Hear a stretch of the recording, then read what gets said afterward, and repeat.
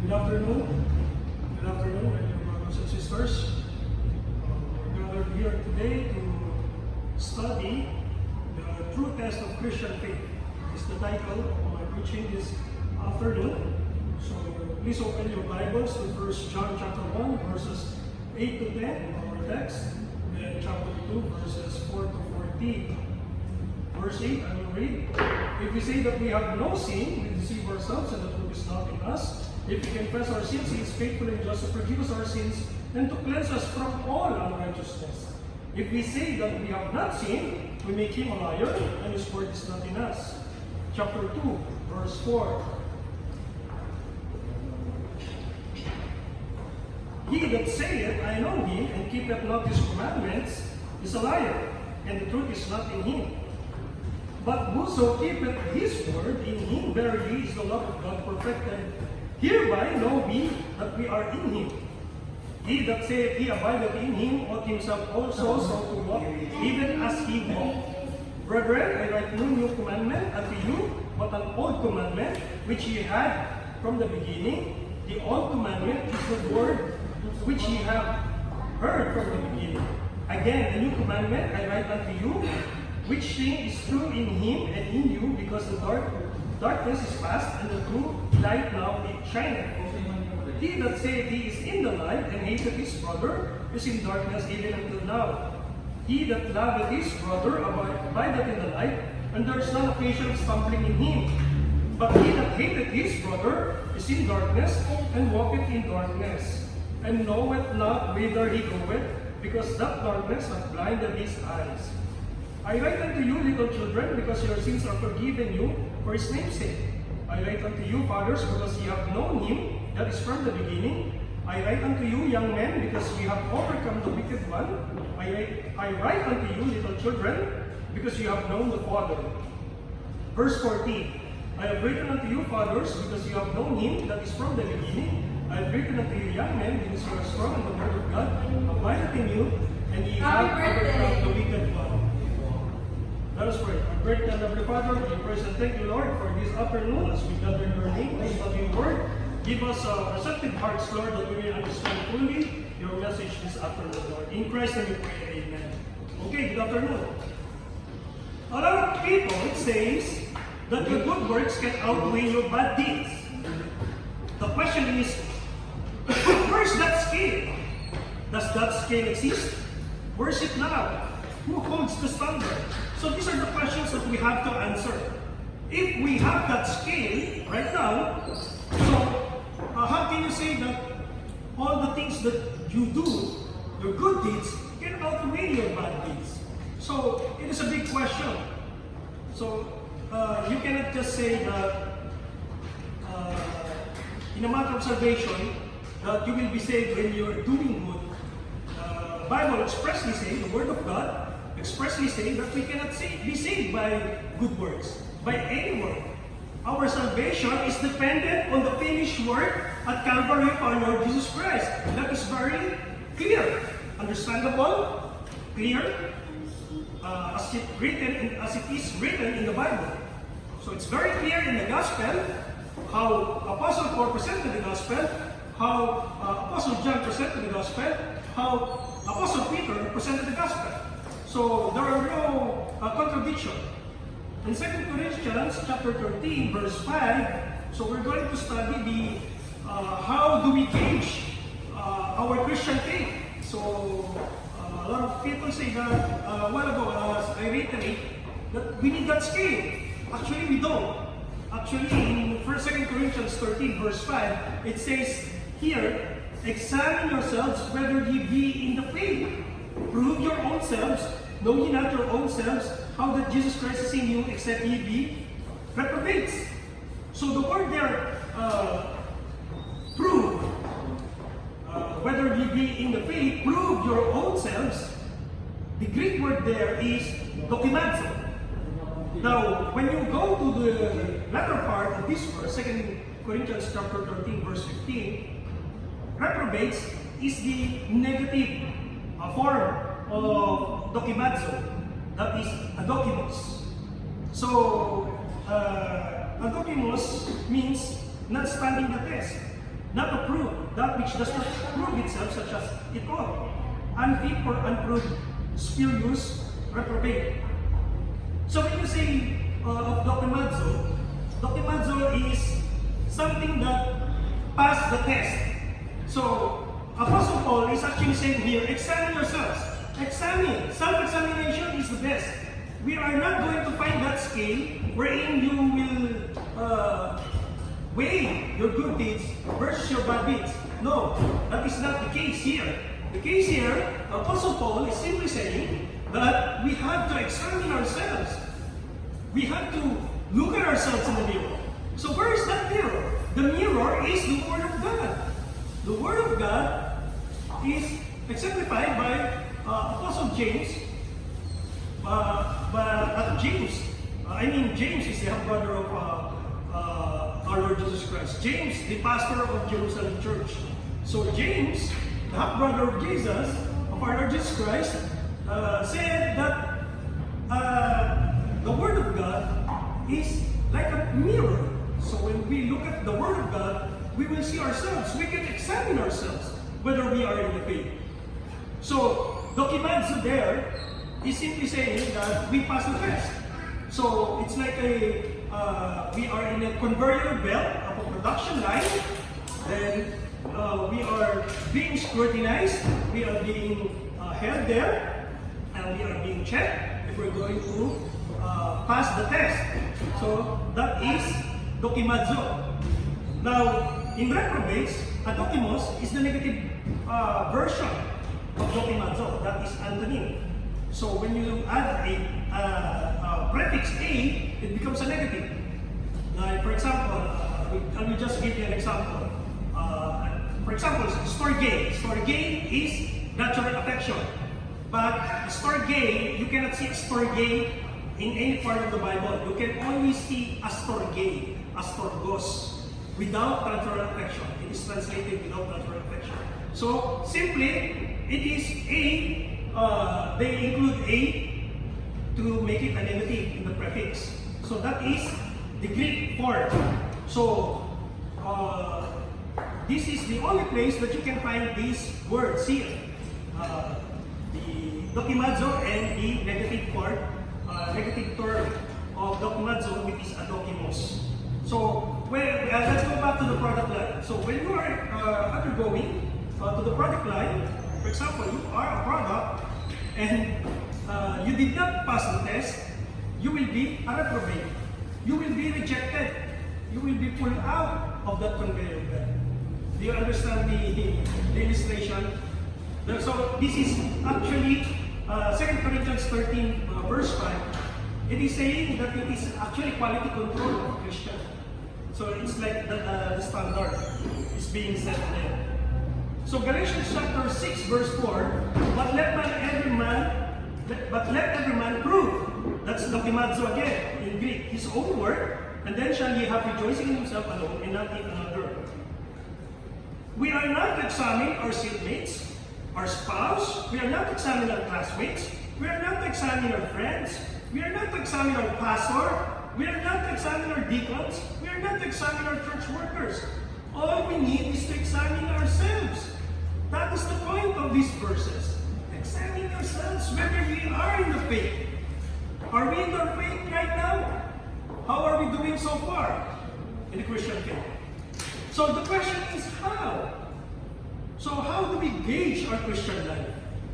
Can we tell right now whether we are hot or cold in the work of the ministry? Do we need a yardstick to measure our faith? So where is that yardstick? That yardstick, that barometer, that gauge is actually the Word of God. So we will study here from these verses, from 1 John. Actually, John the Beloved already established all these tests. We can test our faith. I would like to take this opportunity to inform you that the Word of God says we can measure. Just like what I said, we can measure it. We have to remember always that God is faithful, even sometimes we are not. God is unchangeable, therefore, He will remain the same, unchangeable, and consistent from eternity past to eternity future. So, He is the same, immutable, unchanging. God is infinite. Therefore, our finite mind cannot comprehend God. So we have to remember that. He is incomprehensible, but knowable God. We can know Him at the pages of the Scriptures. Okay. So, Apostle John the Beloved, when he wrote First Epistle, here he wrote the true test of the Christian faith. So we can find that at 1 John chapter 1.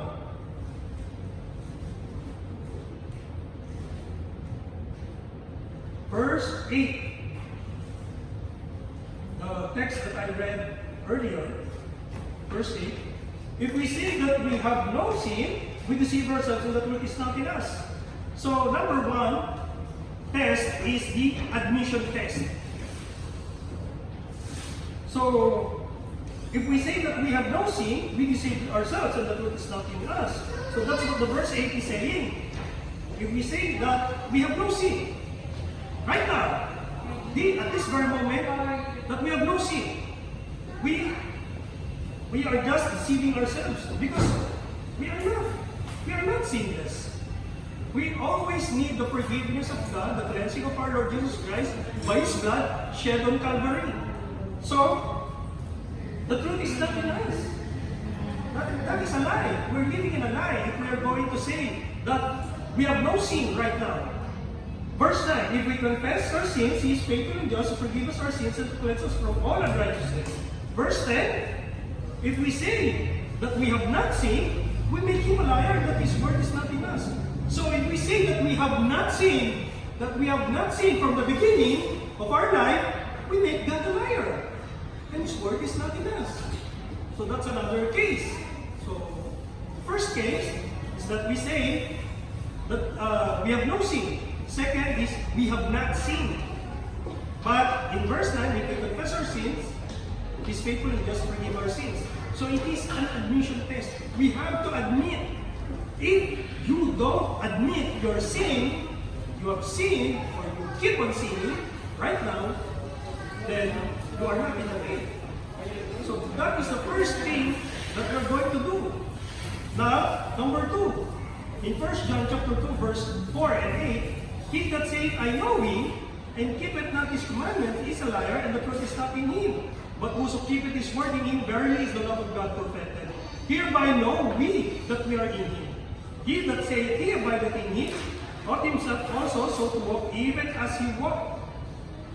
Brethren, I write no new commandment unto you, but an old commandment which ye had from the beginning. The old commandment is the word which ye have heard from the beginning. Again, a new commandment I write unto you, which thing is true in Him and in you, because the darkness is past and the true light now shines.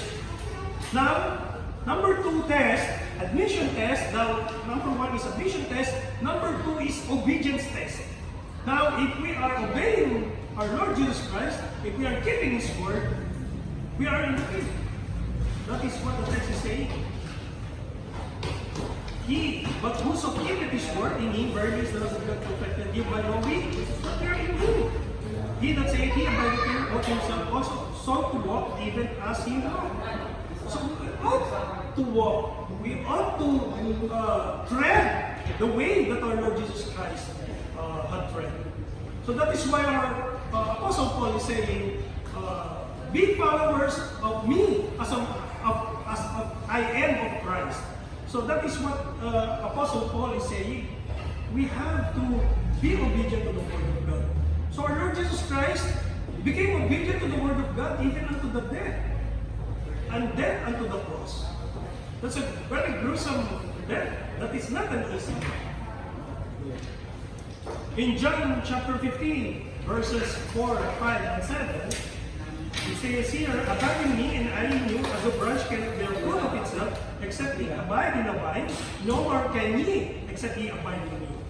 I am the vine, ye are the branches. He that abideth in me, and I in him, the same bringeth forth much fruit, for without me you can do nothing. So that's our Lord Jesus Christ saying, apart from me you can do nothing. So we have to abide. We have to be on the same page with what the apostles or the disciples are doing. Verse 7, if ye abide in me and my words abide in you, you shall ask what you will and it shall be done. So we have to abide. We have to obey. We have to go along with what the Lord Jesus Christ wants us to do. Are we becoming more obedient to the Word of God daily and every day of our lives? Are we becoming more obedient? Can we say that? So in John chapter 14, verses 15, 21, and 23, it says there, if you love me, verse 15 of chapter 14 of John, if you love me, keep my commandments. That's what our Lord Jesus Christ is saying. That is His standard. If you love me, come on, be obedient to me. That's what the Lord is saying to His disciples. Verse 21 of chapter 14, he that hath my commandments and keepeth them, he it is that loveth me, and he that loveth me shall be loved of my Father. And I will love him, and he will manifest myself to him. So here, in verse 21, he's still saying that we have to keep the commandments of God. By keeping the commandments of our Lord Jesus Christ, we are also keeping the commandments of the Father, of God the Father. And we will be loved by God. In verse 23, Jesus answered and said unto him, if a man love me, he will keep my words, and my Father will love him. And we will come unto him and make our abode with him. That is what our Lord Jesus Christ said. If a man loves me, he must keep my word. So that is the standard of our Lord Jesus Christ. So are we obedient right now to the Lord?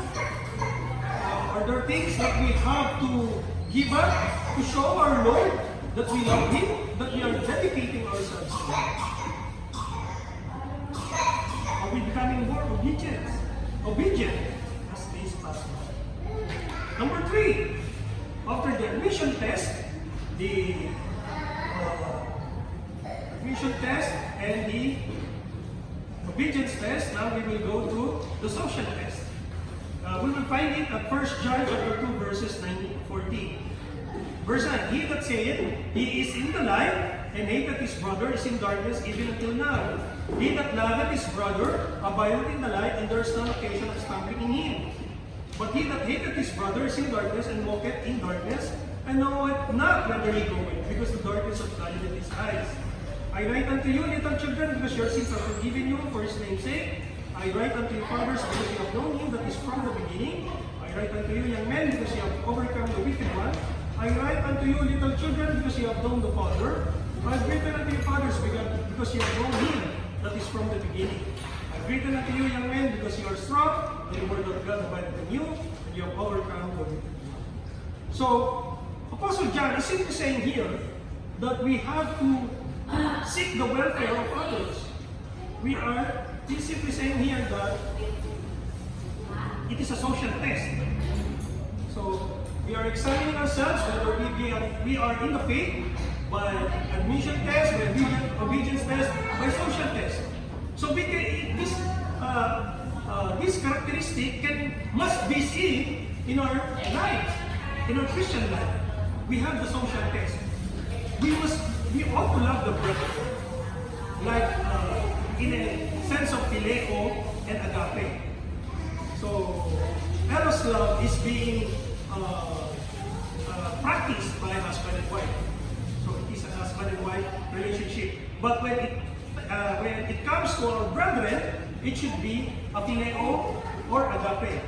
So that is what our Lord Jesus Christ is saying. Apostle John is deriving his point that we should be loving our brethren. So how? Our Lord Jesus Christ said that we ought to love others as we love ourselves. So that is the standard of love. So that is the social test.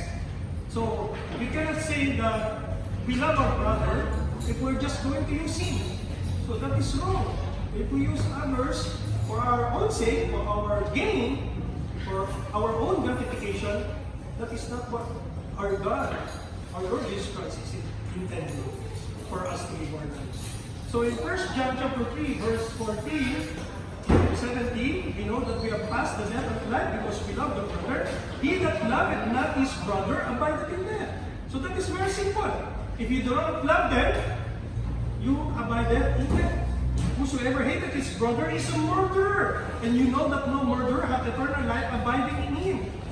hereby perceive we the love of God, because He laid down His life for us, and we ought to lay down our lives for the brethren. So that is agape love.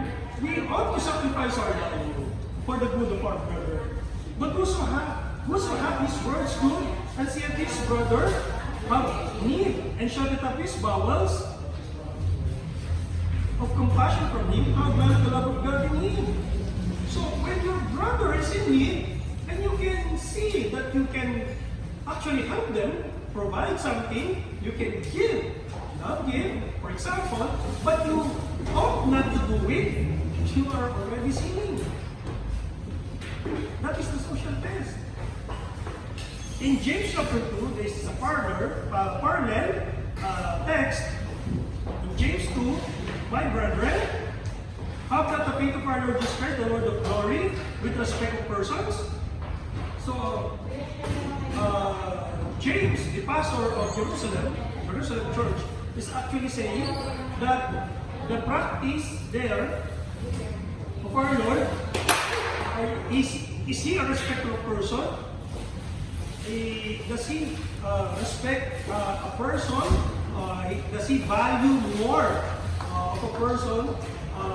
For example, this person, is he more valued by God than the others? Of course not.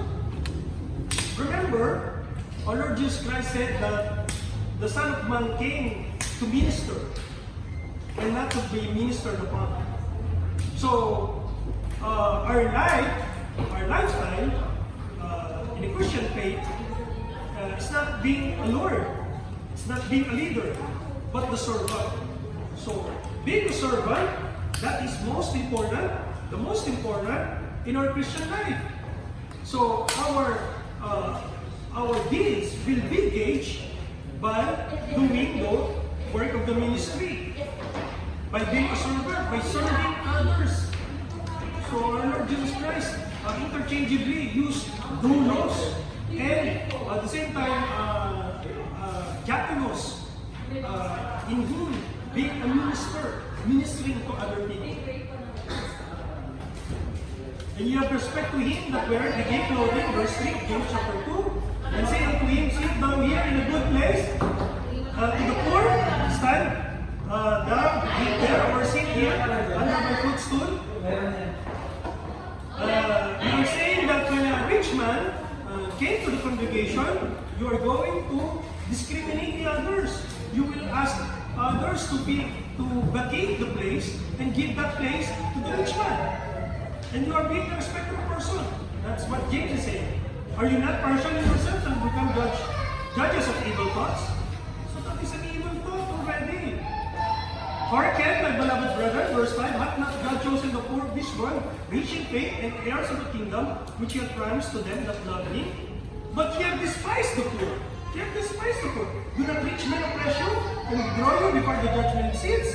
What doth it profit, my brethren, though a man say he hath faith, and have not works? Can faith save him?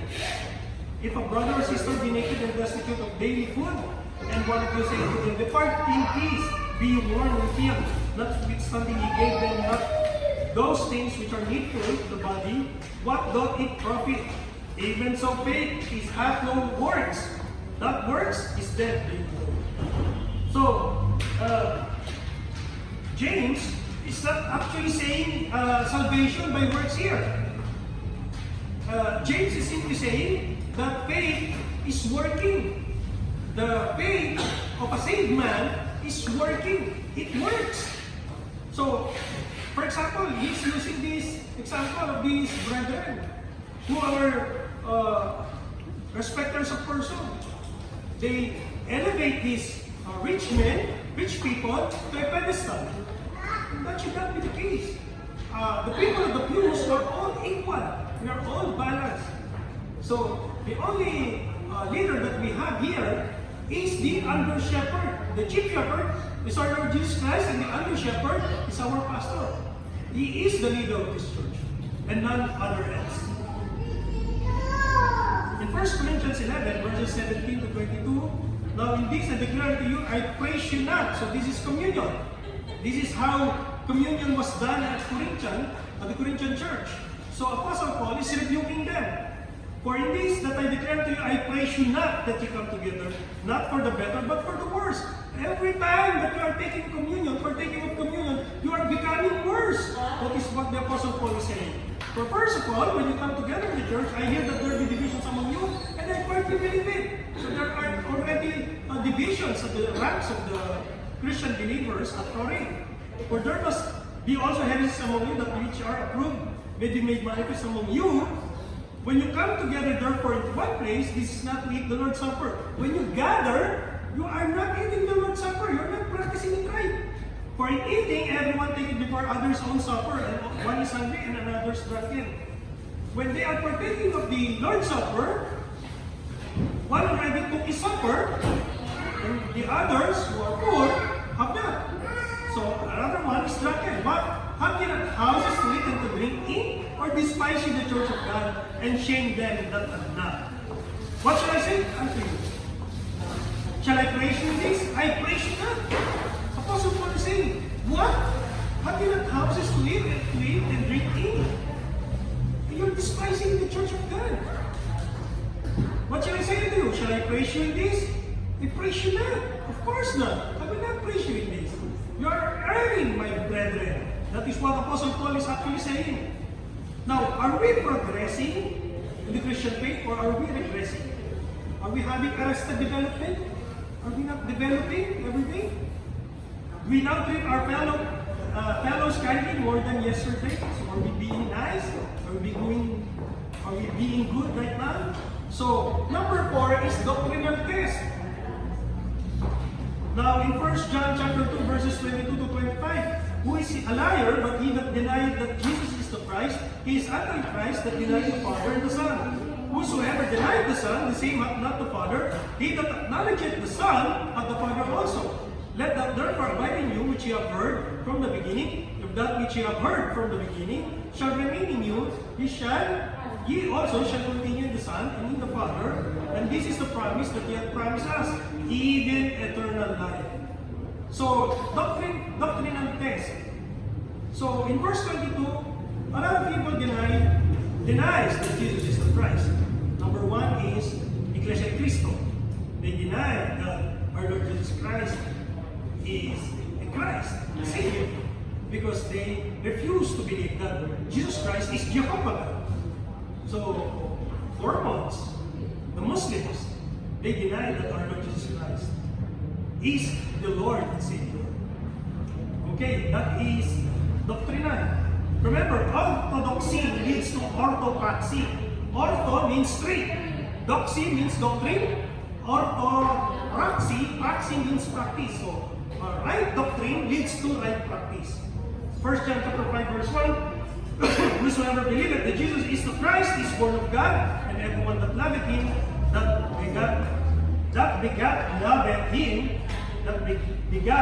him also that is begotten of him.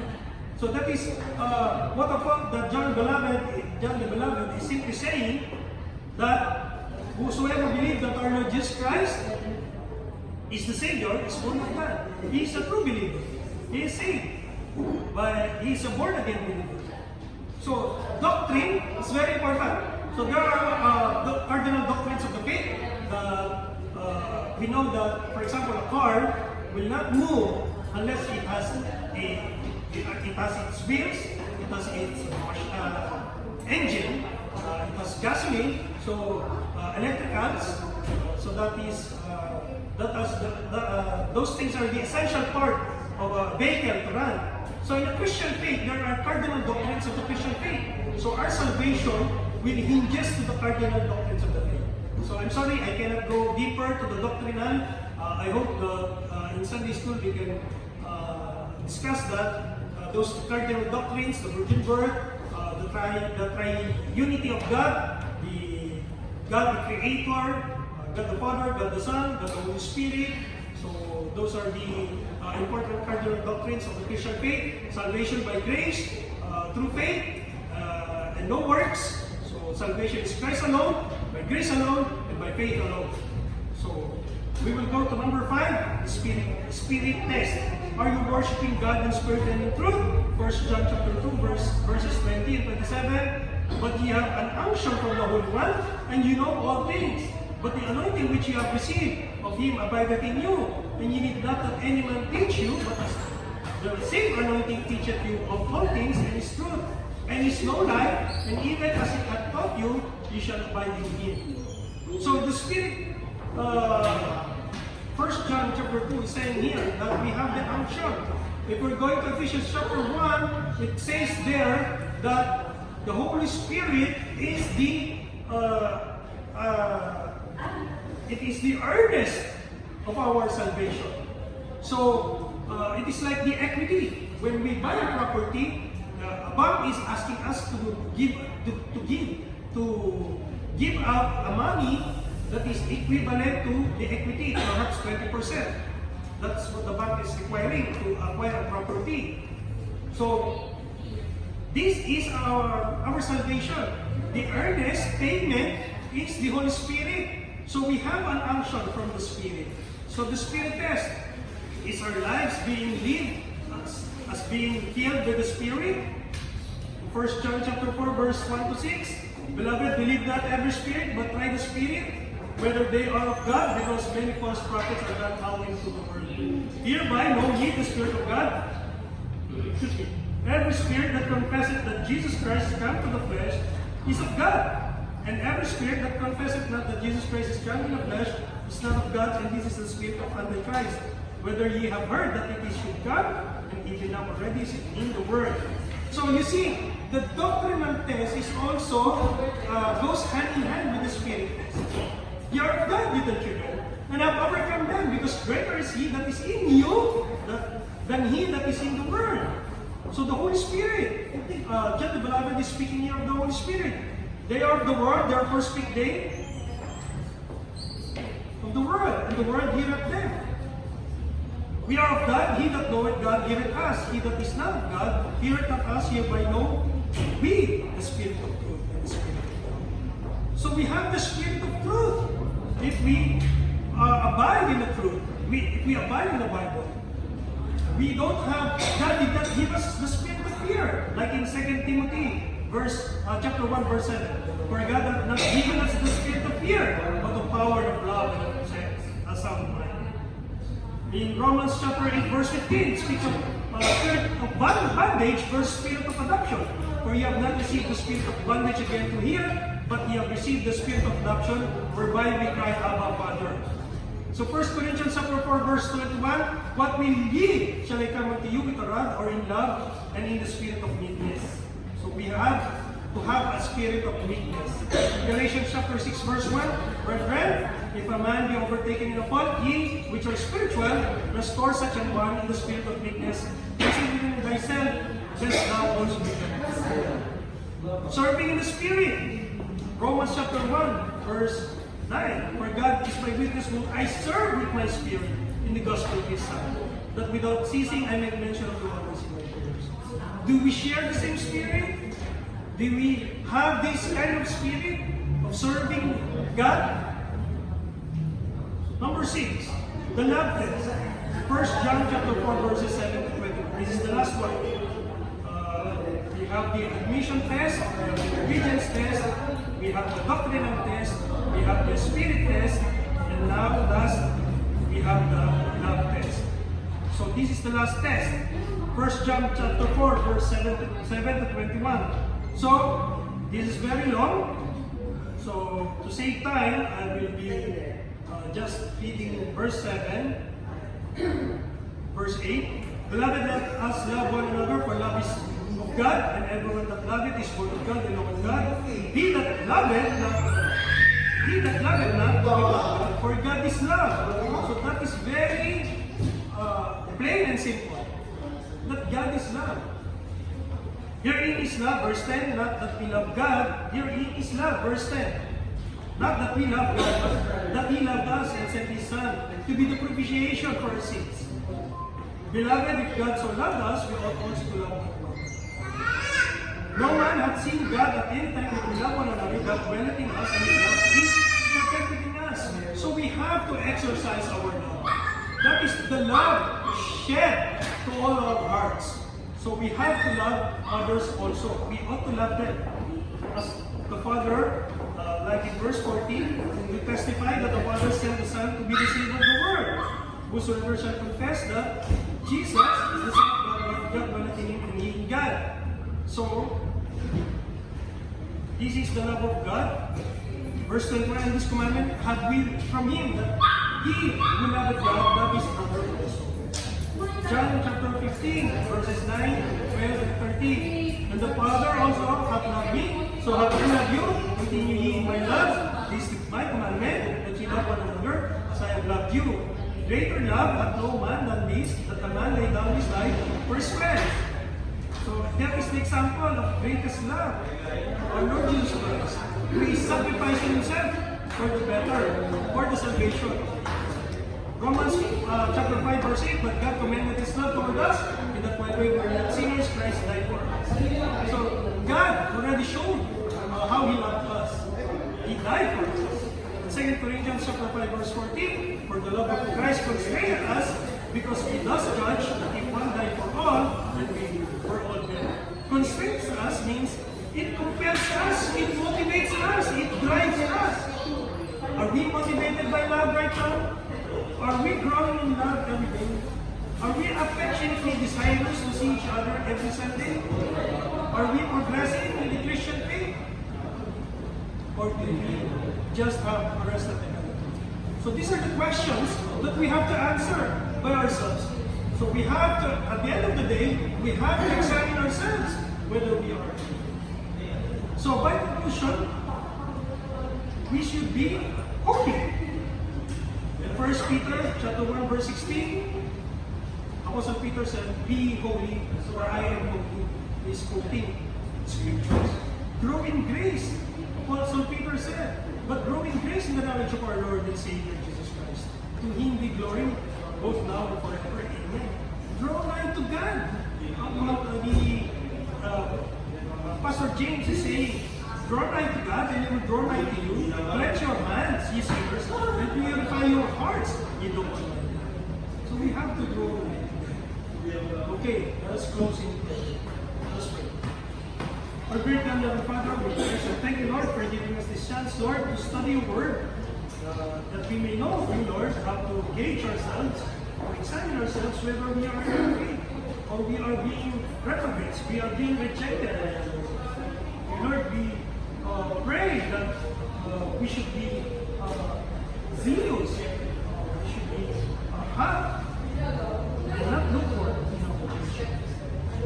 In Christ's name we pray. And may we continue to pray. If you feel that God moved you to act accordance to these tests, or wanted to prove yourself, if that is your prayer, you can hear the offer of God to revive you. If you want to stay at your place, you can simply slip up your hand if that is your prayer. If like to pray for you, just slip your hand. Okay, let's pray. Our great God and Heavenly Father, we praise and thank you, Lord, for this opportunity, Lord. We pray that you keep us in the faith, Lord, that we can always examine ourselves, we can always gauge ourselves whether we are in faith. We continually pray the zealousness of hearts, make us good stewards, faithful stewards of course. In Christ and we pray. Amen. Thank you very much for this.